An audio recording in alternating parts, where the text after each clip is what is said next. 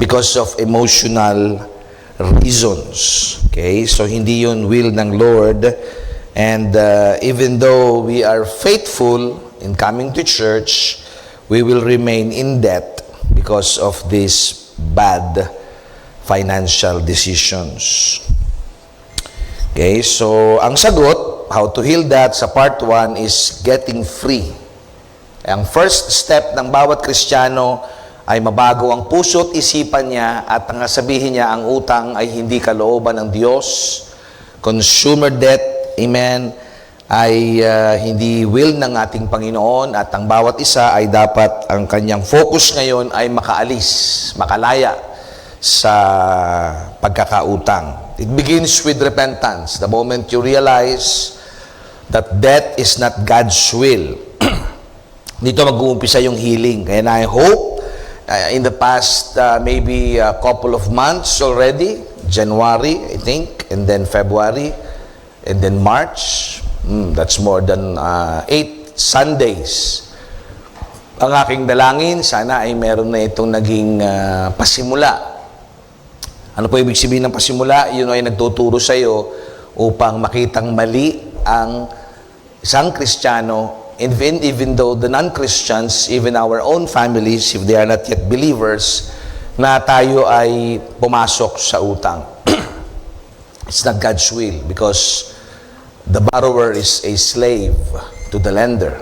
Paano, Pastor, pag kami mga pangangailangan talaga, no?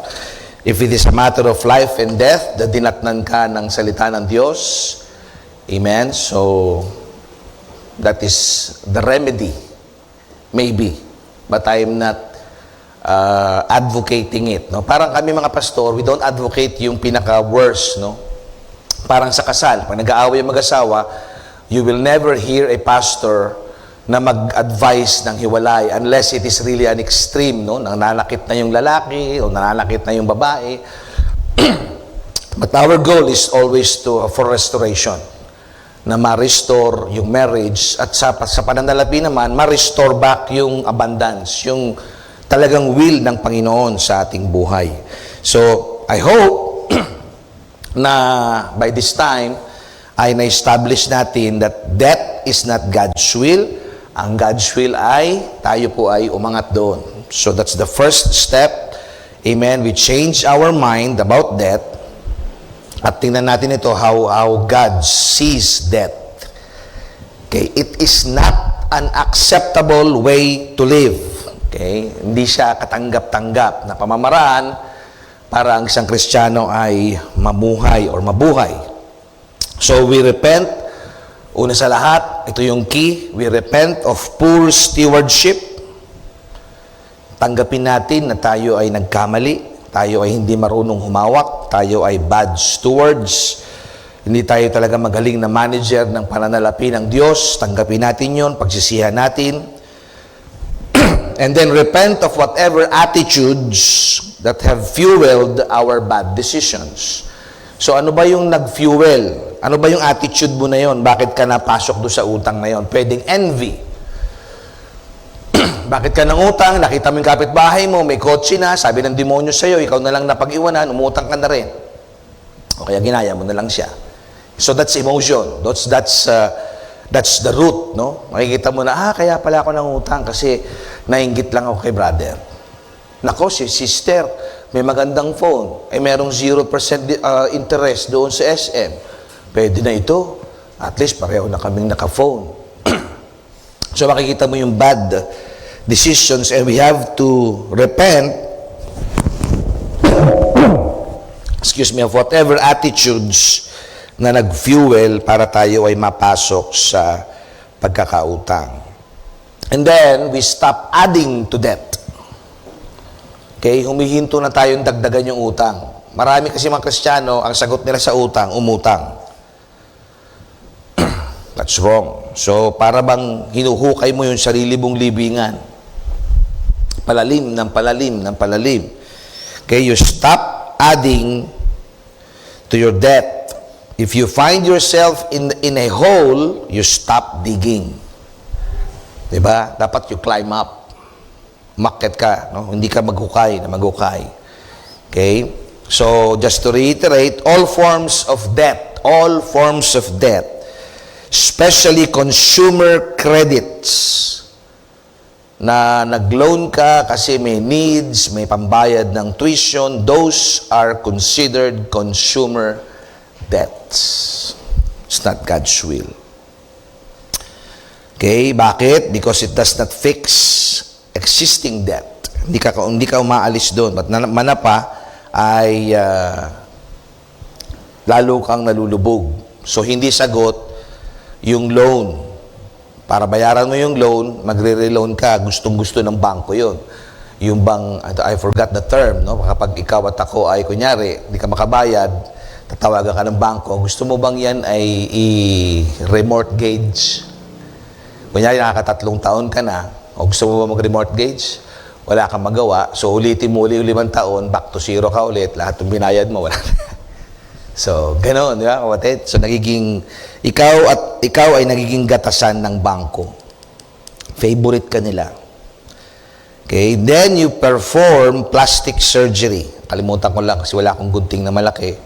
Gusto ko sana ipakita sa inyo, gupitin talaga yung credit card. O kaya, ilagay mo sa yelo, sa freezer. Okay? Saka mo lagay sa freezer ninyo para hindi mo siya nagagamit. The idea is to make it difficult to use. And then begin to pay back the accumulated debt. Okay? Pero bago tayo sa healing, balik muna tayo sa root. Okay? Ulitin ko muna yan. Natalunan ko, sorry. Okay, last week we talked about the root of debt. We need to understand na ang ugat ng pagkakautang, alamin mo, paano ba ako napasok dito? Sapagkat if you do not understand how or why, okay, napag-usapan natin yan last week, any fix will be temporary. Okay, any fix, lahat ng iyong solusyon, pansamantagal. Temporary. Our problem is not how much money we have or how much money we make. Okay? Sabi dito, our problem, hindi solusyon eh. Our problem is not how much money we make or how much money we have. Ang solusyon is not more money. The cure is not more money. Kasi tayo, pag sinabi natin, hindi, alam mo, pag tumamala ako sa 2-piece steak, solved na lahat. No. Because that is behavioral. That is heart issue. Okay? So, hindi yan nasasagot katulad ng isipin ng mga tinan nyo yung mga mayayaman, hindi tumataya ng loto. Only the poor and the middle class will fall in line. Kasi nga, that is magical thinking. Okay, wala sa notes ko, pero naisip ko lang. Marami sa mga tao, even Christians, kaya nababaon sa utang is because we want to behave like the rich. Or we want to act like the rich. We want to show to people that we are already rich. Okay? Sa Facebook natin, post natin kung gaano na tayo o saan tayo kumakain, kung saan tayo nakakapag-travel, kung ano yung suot natin. Amen? Mga branded na fake naman, popost natin sa ating mga social media. Okay? Mamaya mapupunta tayo doon. Why we are buying these things? Okay, because we are buying value. Kaya ka bumibili ng branded na Pekinese kasi you want to show them that this is how much I am today. Hindi na ako katulad ng dati na inaapi mo. Yan, tingnan mo, ang laki ng Prada ko. That's my value. Can afford na ako. So you're actually telling the world that I am no longer the way it used to be.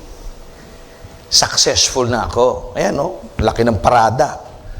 Diba? Tapos sa likod mo, ano nga yung bago ngayon? May nakita akong bagong brand. Eh. May nakita ko sa airport, talagang mula sombrero hanggang sapatos, may brand, lalaki. See, you're showing that to people na I'm now valued. May halaga na ako. Kaya hindi talaga sagot. It's really an issue of the heart. Ang utang ay merong ugat at meron itong produkto. Death is a product of things at work inside of people. Kaya makikita mo talaga, pag hindi naayos yun, okay, hindi ka aalis. Now, 2 months na tayo. Maybe you don't notice it, but as your pastor, sabi ng Bible, watch your flock. Look at the conditions of your flock, no? Sabi ng Proverbs. So, ang trabaho namin mga pastor is to watch. Sino yung mataba? Sino yung payat? Sino yung hindi kumakain? So, we will know kung ano yung dapat namin gawin. Okay? Meron na bang matataba? Meron na bang makapapayat in terms of finances? I'm very excited sapagkat hindi man majority pa, pero may mga 3-4 ng medyo tumataba. You say, amen, kapatid? So, that's very exciting kasi lahat puro payat. Diba? Sasabihin ng aking amo sa langit, oh, ano ba naman yung mga tupa mo? Papayat. Diba? Pwede ko sabihin, kakakukuha ko pa lang sa kanila po eh. O, 2 buwan na yan. O, sige, ilang buwan po mapapatabain yan. Hindi ko po alam, Panginoon. Depende sa pagkain nila. Kasi alam niyo yung mga manok, sino rito marunong mag-alaga ng manok? Di ba pag yung manok kayo tumuka, may pipita, sabihin walang ganang kumain, walang ganang tumuka. So, dapat alisin yung mga pipita na yun. So, likewise, sa tao ganun din. Dapat maalis yung mga ugat na nagdudulot kung bakit tayo nabaon sa utang. Last week, we talked about the root of debt, number 1, and that is financial ignorance.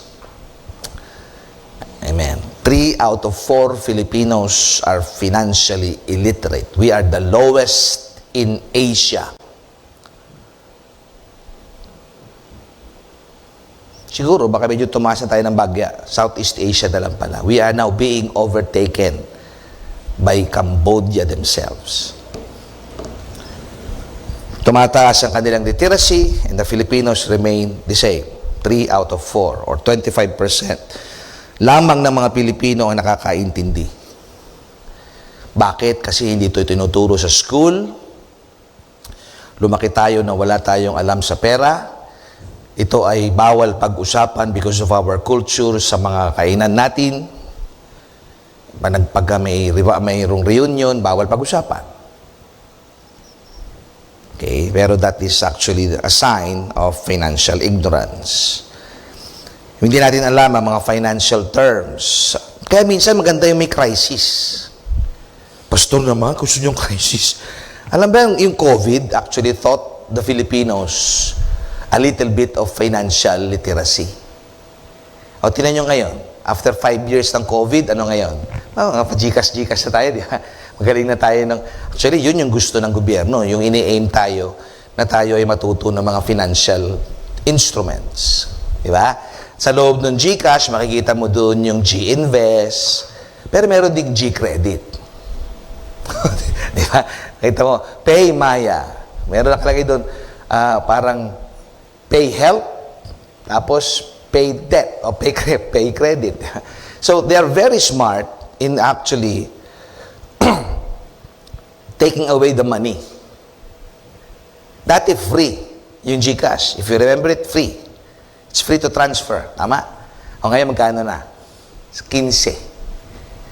Okay? So, dahan-dahan yan. They make money, billions of pesos every day because of that. So, sa una, libre. So, nahikayat na tayo ngayon. Which is actually good in the sense. Kasi bakit? Natututo na yung mga Pilipino eh. Mabilis yung transaction. Which is good. But that's only the initial. The problem with Filipinos, we are a spending nation. We are a consumer-driven economy. Kaya lahat tayo gastador. Puro gastos ang alam natin. So, financial ignorance is number 1. At marami sa atin, hindi natin naiintindihan kung paano mag-compute ng interest. We will just put ourselves into debt. Bahala na si Batman. Magkano man yung interest na yan. Ay, 3% lang naman per month. Napakamura. Di ba? Nag-loan ka ng 1 million. Magkano yung 3%? Ang liit lang naman pala ng pastor. 30 mil? Tama ba yung aking math? 30 mil lang naman. Kayang-kaya yan. 30 mil. Ay, hindi pala. O, tama. 30 mil. So, 1 million Lakas ng loob natin pumasok ng negosyo, 30 mil lang yan, kayang-kaya ko yan. Hindi natin i-compute yung risk. Filipinos are risk takers but financially ignorant. Di ba? Tapang natin pumasok ng negosyo. Without even planning, without even thinking. So we are violating what Luke said. Umupo ka muna at kwentahin mong maigi. Kung kaya mong itindig yung tore bago ka magpatayo ng tore. Otherwise, pag hindi mo natapos yung pagpapagawa ng tore, sabihin ng mga tao, pagtatawanan ka sapagkat magaling ka lang sa umpisa.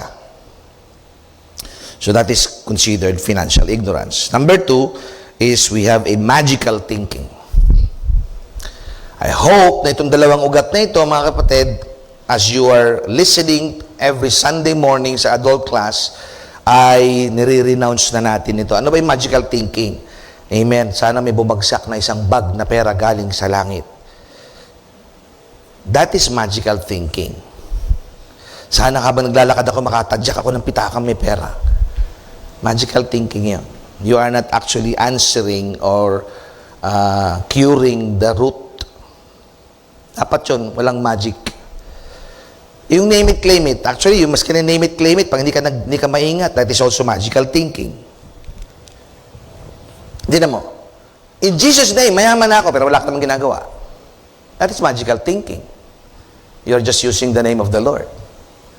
Thinking na kapag kinas out mo yung kahirapan, at mawawala na lang siya. No. Pag inisip mo maigi ang salvation, mga kapatid, it cost a lot. Ang kaligtasan natin, libre, pero binayaran ng Panginoong Hesus ng buhay niya. Okay, so may cost. Kaya dapat sa atin din, on our part, dapat hindi tayo magical thinking. Kasi iniisip natin na dahil sa kapapanood natin ng telebisyon, sana para na lang ako sino nga ito? Si Manoloto? Si Pipito? Sana ako na lang si Pipito. Alam mo yun, pag bila akong tumama, solve ang problem ko. Una sa lahat, hindi tayo dapat tumataya ng loto. Okay, because we are Christians. I hope walang tumataya ng loto sa atin. Can you say amen, mga kapatid? Pag hindi mo nakikita, pastor, nakapila ako. Okay, meron ako runner. Sabi,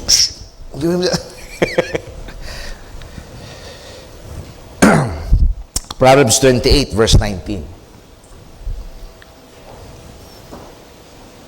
Proverbs 28, verse 19. A hard worker has plenty of food, but the person who chases fantasies end up in poverty. Very clear. Kaya hindi dapat wishful thinking or magical thinking. Yung lagi kang nagpapantasya, you will end up in poverty. Kaya pag sinabi mo, alam mo, pag ako naging si Ramon Ang, malabo ka maging si Ramon Ang. Malabo yun. Di ba? Pastor naman, masyado ka naman pessimistic. Malabo nga, kasi ngayon pa lang, ganito na yung isip mo pa, how will you go there? Imposible. Kasi si Ramon Ang, sinunod niya yung prinsipyo, the rules of money. He knows how money works. Pero kung magical ang thinking natin, you will never go there. You will remain in poverty. Sabi ni Pastor Greg, he knew a family that were expecting an inheritance. Kasi, just to give you some information, wala dyan sa notes, makaramihan, majority ng ating mga billionaires or the tycoons ng Pilipinas, listen, majority ng mga tycoons, hindi yung generation ngayon, hindi yung mga apo, the first generation of our tycoons, halimbawa, sila Lusyutan, yung mga Ayalas, hindi sila nagsimula na si Antimano sila ay mayaman. Majority of them are from rags to riches. Okay, yung mga anak, kaya yung mga anak, tinuruan nila. Nagsisimula yung mga anak nila, kaya yung generational wealth ay kaya nilang ipasa sapagkat yung mga anak nila nagsimula sa baba. Bago nila binigyan ng inheritance. Ngayon, marami sa ating mga Pilipino, hindi naiintindihan ngayon. So, pag may mana, kunyari may lupa, si tatang, tapos namatay na siya, yung mga anak, instead na isipin, paano ba natin pagyayamanin yung iniwan sa ating lupa ni tatay, ang ginagawa ay pinag-aawayan. Di ba, kapatid? Sipin mo, hindi naman sa iyo. Inheritance mo nga lang, agawan lupa eh. Yung pinakakon sa atin, agawan lupa. Tapos ibebenta. Tingnan mo mali, di ba? Samantala kung pagyayamanin mo yung inheritance na yon, and the families are talking about legacy, okay, minana lang natin ito, pagyamanin natin. Para yung salinlahi natin, susunod pa rin. Di ba, kapatid? Sipin mo kung yung rancho na yun, 10 hektarya, limbawa, na natili doon yung apelyido ninyo. Gonzales Ranch. Di ba? Di ba? Pagdating ng mga apo mo, amin pala ito, ang galing ng mga titas namin. Di ba? Proud sila. Kunyari, ang kwento mo na lang, alam mo, nung unang panahon, meron kaming 10 hektarya. Minsan narinig ko pa nga yan eh. Alam mo, yung natatanong mo na yan, ano nangyari tay? Kanila na yan. Di ba? Dating iyo, pero wala na. Okay? Why? Because of wrong financial decisions. And I think this is reality. I have no data yet. Pero bakit ang tao sa probinsya ay hindi considered mayayaman? Samantalang dapat yung mga farmers ang mayaman. Alam niyo bakit? Kasi sa tingin ko, nagtatanim sila, pero yung itinatanim nila, utang. Yung capital nila, utang. Yung fertilizer nila, utang. Kaya pag tama ng bagyo, baon sila sa utang. Diba? Apart from the fact na, siyempre, wala sila sa Lord, wala silang covering. Kaya makikita mo, yung tanim, hindi mag-yield na maganda. But the moment a believer understood this, makikita mo na yung yield niya, katulad nung kay Pastor Joven, no? Makikita mo, since he became a believer and now he is a pastor, he is our missionary sa Abu Dhabi, makikita mo yung progress niya mabilis. Bakit? Sinusunod niya eh. At pag meron siyang hindi alam, tumatawag. At kagabi kausap ka. Sabi niya, Pastor, meron akong hindi niya matiis eh. Pastor, balahin kita. Alam ko, busy ka. Can you give me 10 minutes of your time? Zoom kami. Sabi ko, sige, 10 minutes lang ha. Pero yung 10 minutes, minsan nagiging kasang oras eh. Kasi yung kwento. Sabi niya, Pastor, na-promote ako ulit. Sipin mo yun, walang hinto yung promotion. Sabi ko, praise God. Bakit ano bang ginawa mo? Kasi nag-first fruit ako. Itinilaga ko yung unang sweldo ko pag na-promote ako sa Panginoon. Di kayo, nakita ko, tuloy-tuloy yung kanyang blessing. Ngayon, parang dumoble ulit. Amazing, di ba? What God is doing. Powerful testimonies of the goodness of God.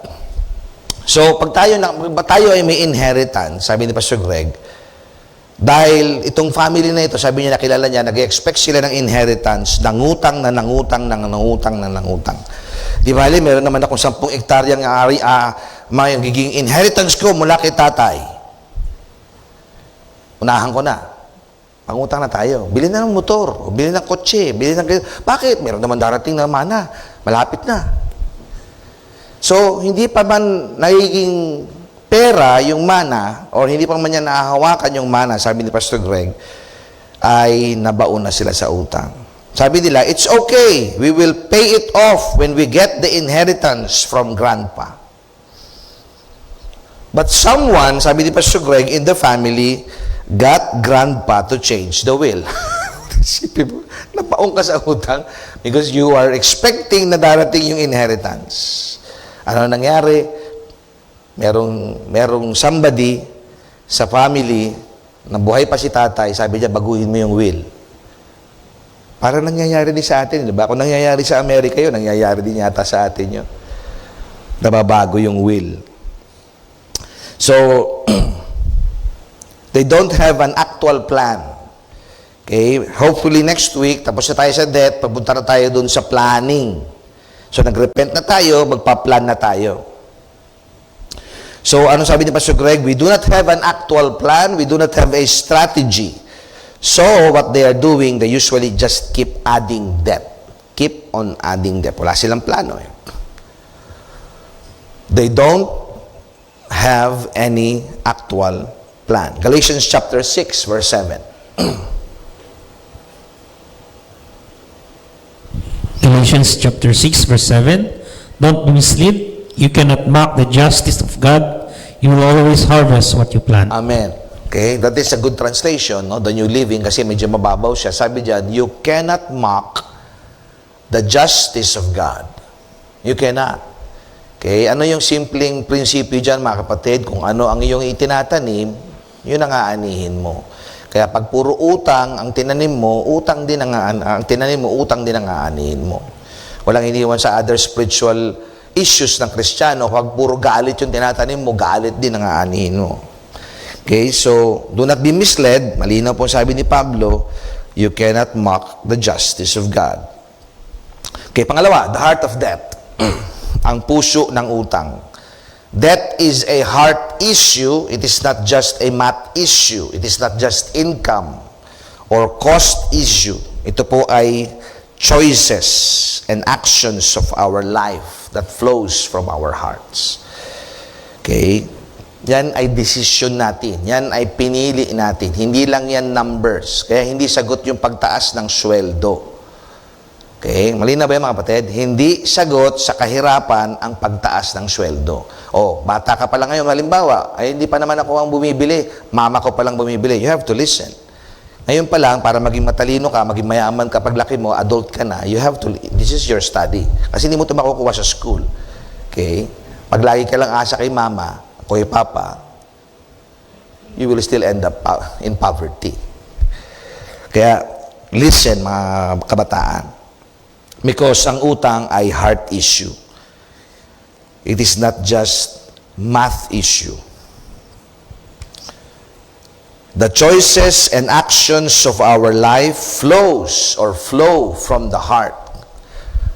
Who you are today, who we are today, is the product of our decisions yesterday.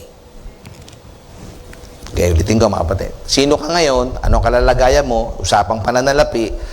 Kung ano ka today, that is the product of your decisions yesterday.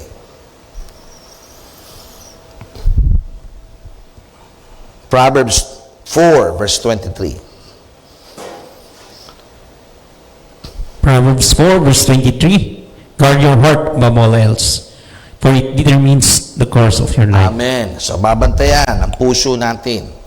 Okay? Kaya hindi ka papasok sa utang kasi you are emotionally driven. Kasi wala ako nito. Okay? Wala akong ganyan. Kawawa naman ato. Kaya dapat pasok ako sa utang para magmukha akong mayaman. Why will you live your life para lang i-impress mo yung kasama, yung kapitbahay mo? You don't have to do that.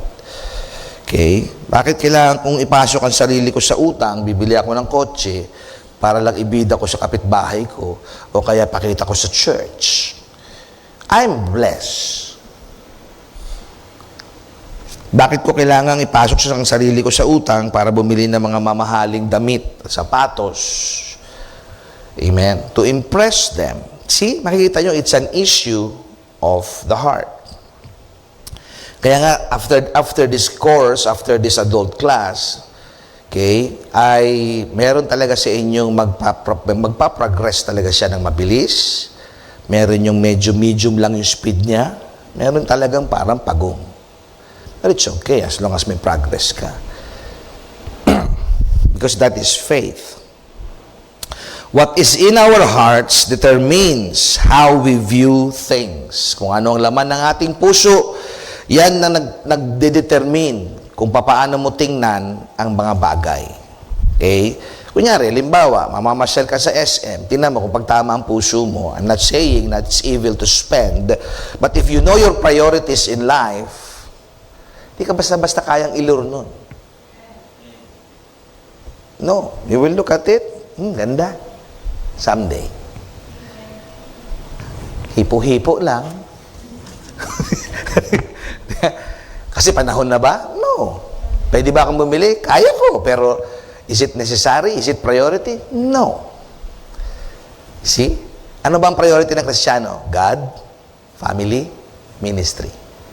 God, family, ministry. When I say family, immediate family. Hindi po yung extended family. Okay? Klaro ba yun, mga kapatid? God, family, ministry. Yan na yan. O, bibili ako ng kotse.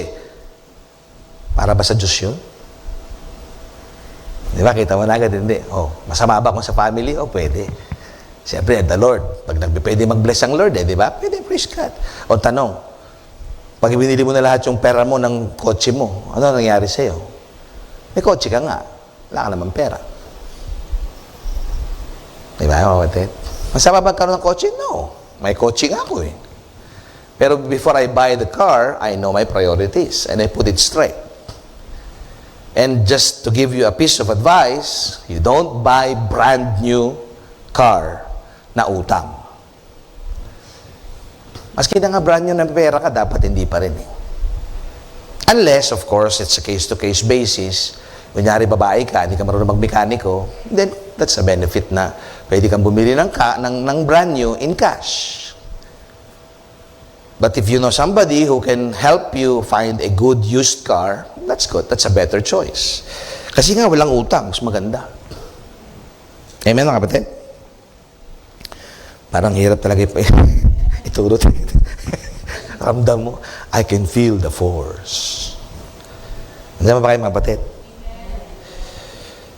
So, it determines how we view things and determines our decisions. Tingnan niya, di ba? Oh, nyari, natutulak ka sa supermarket. Bibili ako ng, baguhin ko naman, bibili akong toyo. Punta ka sa Dali. Mula dito sa amin, toyo. Ay, nadapa ka. Ano kaya bibili ko? Hindi, makikita ko na yun doon. Ginawa ka ng patis. Ginawa ka ng suka. Kailangan ko to. Sabon. Ito. Kailangan ko to. Manok. Ito, kailangan ko to. Ito rin, kailangan, buti na lang, naalala ko. Ano nangyari? So, wala na yung budget mo. So, mapupunta tayo doon next week. Tingnan nyo, pag budgeting, when you say budgeting, that is planned. Hindi ka dapat bumibili ng impulsively. Wala sa budget. Kaya nasisira yung budget mo kasi impulsively. Impulsive. Oh. Tinatawan na natin mga babae sa groceries o mga lalaki. Tingnan mo mga lalaki. Dali mo sa Ace Hardware yan. Dali mo sa Wilcon. Dali mo sa Divisoria. Yeah? Gandang tools nito. May plastic. Ano kapatid? Kasi gusto rin namin mag-accumulate ng mga ganon. Kasi parehas lang yun. Kung groceries ang babae, kumot, damit, gamit sa bahay, kaldero, batya, di ba? Kami naman mga lalaki, gamit sa kotse, gamit sa mga tools namin, gamit sa kung ano pa man, na panlalaki. Madalas, lahat ng binili ng both lalaki at babae, nasa ilalim ng kama. Nag-accumulate. So, that is not the problem. It is a symptom of the real problem. So, hindi naman problema talaga yung utang. Simptomas lang yun. Okay? Sabihin, mayroong problema talaga doon sa loob. Kaya nga tayo sinave ng Diyos eh. Di ba? Tinatransform ng Lord yung ating mindset. The way we think, the way we make decisions in life, yan ang binabago ng Diyos sa atin day by day. Kasama sa binabago ng Panginoon is how we handle the Lord's money. Okay? Kaya nakita mo, symptom yung utang. Nagpapakita yon na ikaw at ako, pag nasa utang, ay may problema sa ating puso. Number 1 is the heart of pride. Ang puso ng kahambugan o kapalaluan. It is a constant battle, amen, ng mga believers sa buong mundo. So, tatlo kalaban natin. Okay, just to reiterate, perhaps meron tayong mga new convert. Number 1, si Satan. Number 2 is the world influence. Do not take for granted world influence.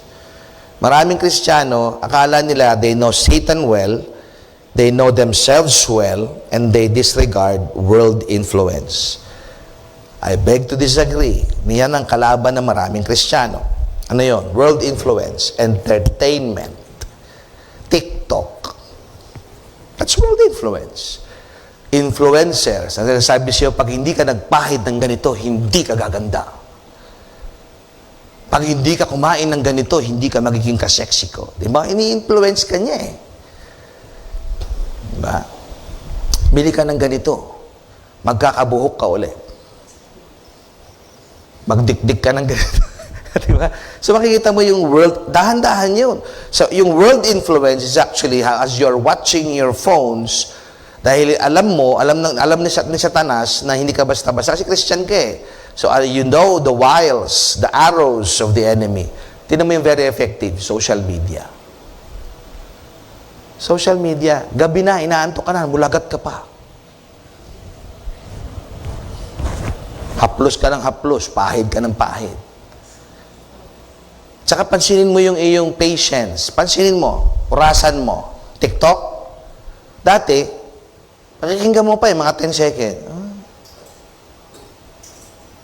Susunod na linggo nun. Pabilis na pabilis yun. Ano yun? Bumabagal na yung patience natin.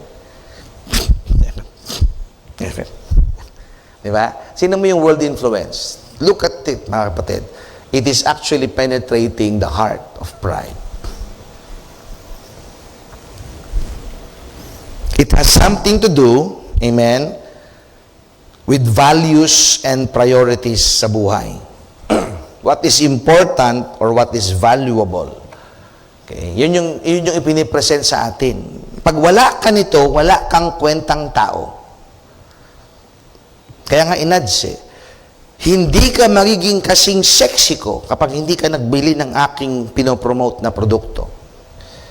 Pag hindi ganito ang gupit mo, hindi ka pogi. Yan mga kapatid. It is a constant battle of values. Ano ba talaga ang values natin bilang mga Kristiyano? Ano ba talaga ang priorities natin? What is important to us? What is valuable to us? 1 John chapter 2 verse 15 hanggang 16. 1 John chapter 2 verse 15. Do not love the world or the things in the world. If anyone loves the world, the love of the Father is not in him. 16. For all that is in the world, the lust of the flesh, the lust of the eyes, and the pride of life, is not of the Father, but is of the world. Pag binasa mo yan ng dahan-dahan, it will pierce your heart. Okay, let's read it slowly. Sabi dyan, ina mo, do not love the world or the things in the world. Love, ang sabihin ha. Okay, yung bang the word, another translation dyan, yung naglalast ka doon. Kailangan kaya kita mapipili. Bakit? Kunyari, tinan mo, iPhone 17. Ako 18 na ba ngayon, Brother Gilbert? 18 na? 17. Ganda talaga ng iPhone 17. Mabibili din kita. Hindi ko na sila papansinin kapag nabili kita. Di ba? Yung maski na wala kang ginagawa. Eh. Maski punta ka ng banyo, hawak mo siya, katabi mo magtulog. Siyempre, di ba? Binabantayan mo siya because why? This is value. This is my worth. Ito ako ngayon. 3 na mata ng telepono ko. Oh. Sino ka ngayon? Laka. Tingnan niyo. If anyone loves the world, the love of the Father is not in him. Yung kapag sinasaway ka na, oy, matulog ka na, papupuyat ka, may gawain bukas. Teka, tapos si Pastor, parang may camera sa bahay namin. Wala naman. Siguro. Di ba mga kapatid? Oh, malilate ka na, pre-service prayer. Saltik ka ba din ng saltik dyan? See, the love of the Father is not in him. For all that is in the world, the lust of the flesh. Ano yung lust of the flesh? Amen, yan yung, siyempre nakakapanood ka doon. Hindi mo maiwasan yan. Nanonood ka ng Netflix, nanonood ka ng kung ano-ano, lalabas yung sexy, lalabas yung mga bed scene, lalabas yung kissing scene. Pakitanda mo, ikaw yung lalaking bida, siya naman yung babae, ikaw yung babaeng bida. So that's the lust of the flesh. The lust of the eyes. Yan, yung pupuntahan mo doon sa... Wow, ang ganda nito. Siguro pag suot ko itong damit na to, ang ganda-ganda ko. Para ko si Cinderella. Di ba, kapatid? Tingnan nyo yung value nyo doon sa damit. Siguro pag suot ko yung Adidas ko na yan, talagang mapapaligon sila lahat sa church. Walang pambili. May pick ka ba dyan? The pride of life is not of the Father, but it is of the world. I know, mga kapatid, Medyo, this is very sharp. Okay, saan ba tayo inaatake ng kaaway? Apart from the values and the priorities of life, advertising and media. Kaya yung TV, actually wala nanonood halos ng TV ngayon, di ba? Kasi bakit? Yung tolerance kasi ng kanan ng mga viewers, ayaw na nila ng maraming commercial. Kaya nga sumikat si TikTok eh. Kasi ayaw na namin yan. Mula apari hanggang... Tama na yan. Dapat yung mabilis agad. Kaya sumikat si TikTok. Okay? So binobombard tayo. It brings us a constant barrage of images. Marami kang makikita mga images. Amen. Ayan. Messages. Mangutang ka na. Everyday battle yan, mga kapatid. Makikita mo doon sa pinapanood mo. Okay? Makikita mo doon, pinakikita sa'yo yung value mo, your worth, what we have, what we wear, what we drive, where do we live, that is our worth. Yan yung ating value. Kapag magkaroon ka ng ganyan, ito ka na. Level up ka na. Bili ka ng OOTD mo today. Ito ang bagong OOTD. Diba? Yung ang slit mula dito, mababa. Diba? Ang nauso yung mga words, OOTD. Tinanong ko din sa mga anak, ano ba yung OOTD na yun? Yung pala yun, outfit of the day. Para saan? Di ba, kapatid? Para saan? See? Kung ano yung cool ngayon, kung ano yung fashionable. Amen? Dati, nagpagupit ka sa Mamang Barbero, 20 pesos. Hindi na uso ngayon, hindi na cool yun. Kailangan. Punta ka na sa mga saloon. Di ba? Kano gupit sa saloon? 300, 250. I'm not saying that those things or those places are necessarily evil. Amen? Minsan, masarap naman talaga magpagupit doon. But if you cannot afford it, and you're just trying to be cool, hindi yun cool. Ano siya, amen, mga kapatid? Ano ba yung fashionable ngayon? Ano ba ang damit ngayon? Yung fashion, nagbabago yan. Dati, ang panahon namin, ang fashion, yung pantalon namin, parang panlinis ng MMDA. Alam niyo yung bell bottom? Talagang may pumapalakpak yun. Kailangan may palakpak yun. Pag nilakad mo yun, kailangan pumapaypay ng kalsada yun. O, din nalaos na din. Pero dati yun ang cool. Tapos nauso yung hapit na hapit dito. Di ba? Hanggang baba yun, tapos may zipper.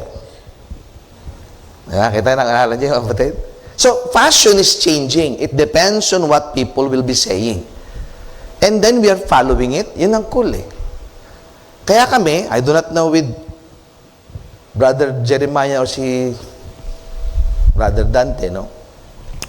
Pero kami kasi, panahon namin, ang sapatos namin ay topsider. Makikilala mo talaga daw kung sino yung mga age na yon. Ano nga ba kami? Gen X ba kami? Hindi ko matanda kung Gen X. Pero the point is, see, bakit mo kailangan naka-in ka? Kung ano yung uso, ay siyang iyong gagawin. Okay? No. We just simply wear. Alam mo ba si Elon Musk, isa lang ang damit. I'm not saying na isa lang yung kanyang sinusuot. Iisa lang halos ang kulay ng damit niya.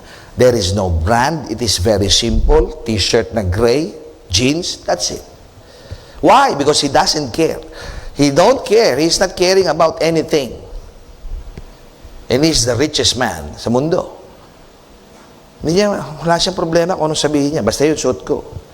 Ay, tinan mo yun na naman suot niya. Siguro nga sa inyo, si Pastor, isa suot. Magkakaroon din ako ng bago. It's okay. So people buy things believing that they are purchasing status. Bumibili ka dahil ang palagay mo sa iyong sarili, pag binili ko ito, pag meron ako nito, status ko ito. Kaya nga di ba yung ating mga social media, may status. Popost mo itong nabili mo. Okay? Pagka kumakain ka sa labas, samgyupsal. Praise the Lord. Masama ba yun? No, hindi masama. Pero once you begin to show it, amen, thinking in your heart, no, believing that you are purchasing status, you are purchasing value, and you are purchasing approval, Facebook kaya nga may ganun, approve Or you are purchasing because, amen, pag binili ko to, lalab na niya ako. Pag nilibre ko siya, baka sagutin na niya ako. Pag nagkape ko siya sa mamahaling kapihan, baka sakali may points ako sa kanya, baka sagutin na niya ako. Kaya pag naliligaw siya, halika, kain muna tayo sa Starbucks. Yeah. Pero talaga namang hindi naman talaga yun yung lifestyle mo. You are just the great pretender. Why? Because you are buying approval. Sabihin naman ng babae, wow, gentleman na siya, Starbucks pa. Siya na nga. Ikaw naman nauto. O dalaga, mga anak ko dalaga. Hindi ko mo tinreat ka sa Starbucks, okay na. Di ba, kapatid? Sabihin, nabili ka lang ng gano'n. Di ba? No. Okay? So, we should not be obsessed with brands. Maraming tao obsessed na magkaroon ng mga branded na mga gamit. Maski sa kotse, dapat branded yan. I want other people to see that I have value. Kaya ako binibili yan. Makikita nila ngayon na ako ay meron ng halaga. Yung hindi pumapansin sa akin sa probinsya, uuwi ako sa probinsya, balot na balot ako ng mga branded na damit. Di ba, bate? Yan. Talagang sa balikan. Iba ka na. Pakain ka naman. Di ba? Tapos tingnan niya mga kapatid, yung mindset. Siyempre, ginanong ka. Oo nga, mukha na pala akong mayaman. Di ba? Kaya ngayon, pagbalik mo ulit sa susunod na bakasyon mo, kailangan mo ngayon magpakain. Di ba? Siyempre, nag-present ka ng ganong image Oh. Kaya yung mga OFW, same. Di ba? Unang uwi nila, yung pinang-is-is nila ng inidoro sa abroad, kumita sila, nag-ipon sila, pag-uwi, bibigyan ng pasalubong lahat, pati kapitbahay, pati barangay, pati naubos lahat yung inipon. Why? Because you're buying value. Ano nangyari ngayon? Yes, masaya ang buong barangay. Ang tingkad-tingkad mo ngayon sa barangay. Wow! Buti pa siya. China on. Nakabili ka sa barangay. Nakabili ka sa barangay. Namigay ka sa barangay. Lahat ngayon nakatingin. Siguro susunod na uwi niyan. Hindi lang plus light ang bibigay sa akin niya.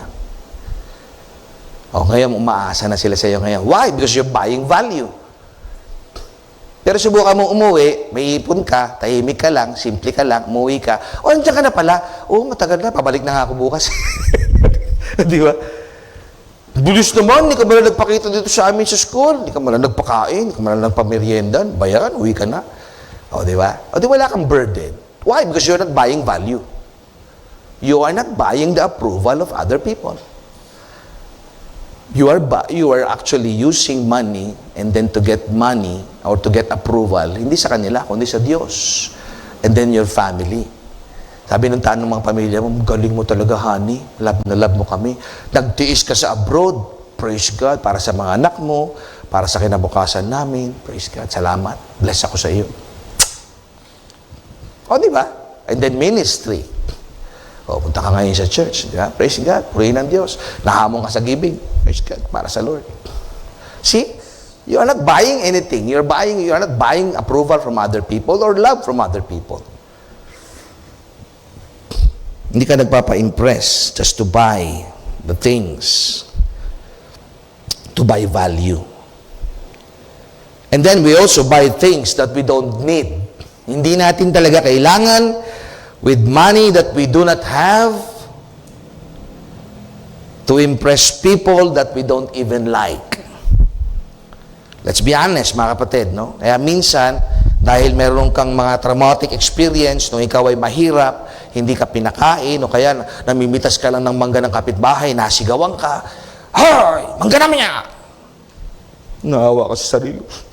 Pag ako yung maman. Di ba? Kaya pag nag-abroad, tingnan mo, mag-abroad, pumunta sa abroad, di ba, biglang bibili ng mga mangga marami. Ngayon, hindi na ako maaapi niyan. Bibiling ko pa yung lupa niya. But we do not need that. Kailangan mo ba talagang bilhin yun? Hindi, di ba? So you are buying things that you really do not need to impress people that you don't even like with money that you don't have yet. Hindi mo pa na-earn, ay inuutang mo na. Pangatlo, kung bakit tayo merong issue ng pride sa puso natin, ay probably you are a person who have been rejected. Yung value natin was or has been damaged. Bakit tayo ganito ngayon, mga kapatid? Ganito tayo gumastos, ganito tayo humawak ng pera? Because many of us, yung value natin ay nawala at tayo po ay rejected. Kaya tingnan mo, heart issue talaga siya. Ni-reject ka. Okay. Ano ba ang form of rejection? Nanliligaw ka. Sabi ng babae, ano naman makikita ko siya, wala ka namang binesa. Huwag na lang. Paugi ka nga, wala ka namang pera. O di ba? Hindi rejected, busted ka ngayon. So, sa puso mo naiwan yun. Why? Because yung value mo has now been damaged. Wala akong pera. See? So, doon nagsisimula yun. Doon, isa sa mga issue ng puso yun, mga kapatid. So, we can use money, dahil nga na-damage tayo, na-reject tayo, we can now use money, yung trabaho natin, nagkaroon tayo ng trabaho, as what? As medicine, gamot. Kaya magsha-shopping ka ngayon, di ba? Pag na-reject ka, nasaktan ka, may tinatawag na shopping therapy. O kaya travel therapy. Broken-hearted ka. Ni-reject ka ng boyfriend mo. Nag-aaway kayo ng misis mo, girlfriend mo. Di ba ano nangyayari? Pupunta ka sa tabing dagat. Bibili ka ng kape. Sipa-sipa ka daw. Di ba, kapatid? O kaya, maganda sana yung gano'n, kape lang. Minsan, para magamot mo yung rejection mo, di ka makapunta ka mo ng Japan. Di ba? Papunta ka mo ng US. Sayang lang ito, iniipon ko na ito. Kasusin ko na lang nga muna ito. Bili nga muna akong ticket. O, di ba? Makita nyo? Why? Because you have been rejected and now you will tell the world, Moy, na-reject mo ako? Ayaw mo sa akin? Ha! Para ka natampo sa bigas. Napunta ako ng Japan. O, sana kasama kita ngayon. Ito yung kapatid. O, picture mo na. Alone in Japan. Did you get it, mga kapatid? Ngayon, hindi ko na maalam. Baka meron totoong buhay, ha? I'm only using it. Fictional yun. Baka mamaya, Pastor, paano mo nalaman yun? Hindi, fictional lang yun. Nag-invento lang ako. Diba? Ang point doon is you are buying those things, nasaktan ka, rejected ka, kaya lipad ka ng lipad. Gusto mo makalimutan yung pain. And then now you want to show the world that you are now successful, perhaps. Amen? Kaya popost mo ngayon. Andito ako ngayon. Salamat sa Diyos. Nakarating din ako dito sa Hong Kong. Kapatid. Sa Dubai. Ano doon ka sa Burj Khalifa. Oh, di ba? Ikaw na. So you're using that as a medicine trying to heal a negative emotion inside your heart. Are you with me, mga kapatid? Tingnan mo, pinipilit mong linisin or hugasan or gamutin yung pain. Di ba? Kaya ka bibiyahe. Minsan, kaya ka din kakain sa labas. Kunyari, Valentine's. Tapos wala kang kasama. Broken-hearted ka. Ting, ting, ting. Di ba? You're using that as a medicine to try to heal that emotion inside. Nasaktan eh. Okay? So we buy things to try and produce a feeling of value. Okay? Kaya mo gagawin yun, gusto mong makuha uli yung value mo. Hindi mo ako tinanggap, hindi mo ako sinagot, hindi mo ako pinromote, bibili ako nito, papakita ko sa iyo. Kaya tinan mo, maski sa kumpanya, applicable yun. Tinan mo. Kunyari, hindi ka na-promote. Parang kayo nagtampo sa bigas. Magre-resign ako. Magre-resign ka, di ba? Tapos pipicture mo yun. Yeah. Kasi nga, nawala yung value mo, rejected ka eh. See? So we will buy things to try and produce a value sa ating puso. Now, I have value because I am driving a brand new motorbike. Di sana ikaw ang nakaangkas dyan. Brum, brum. See? You buy value na bumibili ka ngayon ng sasakyan. Again, don't get me wrong, hindi po masama yun. Ang point natin is yung heart issue. Why do you buy those things? Because nasaktan ka. Rejected ka, na ikaw ay nasaktan, na-damage yung iyong value, and you think that buying these things is now reclaiming your value. I have valuable shoes, so I'm buying this kasi sapagkat ako ay nasakit. Tignan niyo mga kapatid, di ba? Kaya ako marami yung kakilala, no? Personally. Dahil siya ay rejected, no? Kaya they are buying those. Talaga makikita mo, addict sa pagbili ng mga branded na gamit.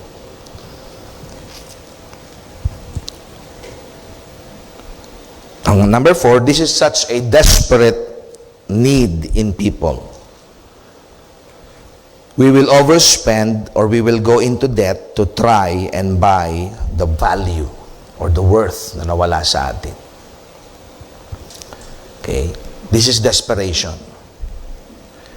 Luke chapter 12, verse 15.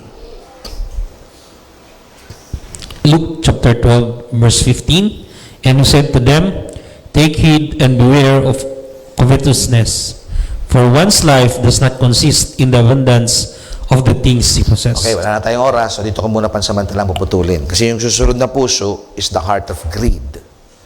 Okay. Ang buhay ay parang Monopoly. Sino nakapaglaro ng Monopoly? Di ba ang purpose ng Monopoly is to win the game by accumulating things.